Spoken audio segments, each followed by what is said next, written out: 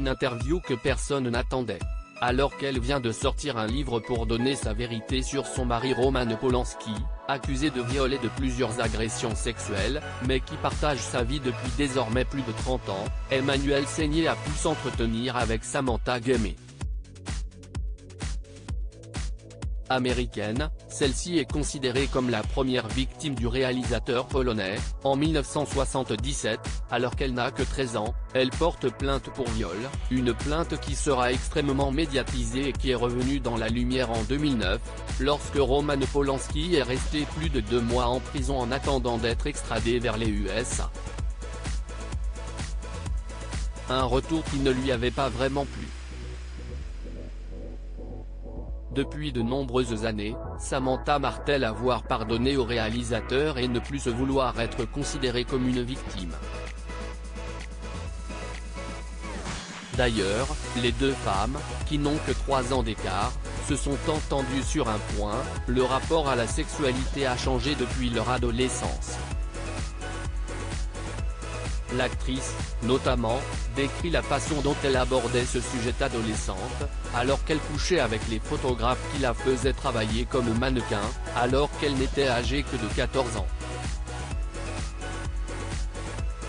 L'affaire Polanski. Selon Emmanuelle Seigner, le sexe était quelque chose de normal, une chose naturelle de la vie, mais est désormais teint de noirceur par une jeune génération dont les mœurs ont changé.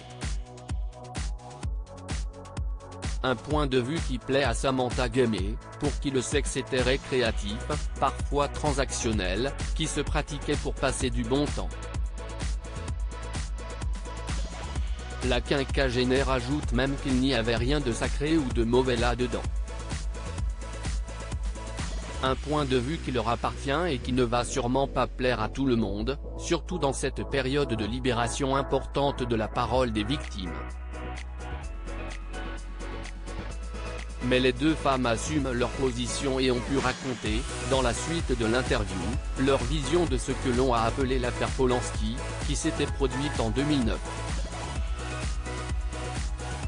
À l'époque, le réalisateur polonais vit en Suisse avec sa femme et leurs 2 enfants, Morgan, né en 1993, et Elvis, né en 1998, et il est soudainement arrêté car les États-Unis demandent son extradition afin qu'il soit jugé dans l'affaire Samantha Gemmé, alors que celle-ci a déjà demandé plusieurs fois de ne plus la mêler à cela.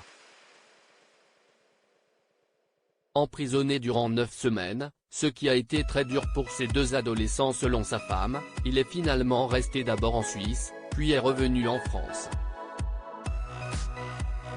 Cependant d'autres victimes présumées ont pris la parole depuis.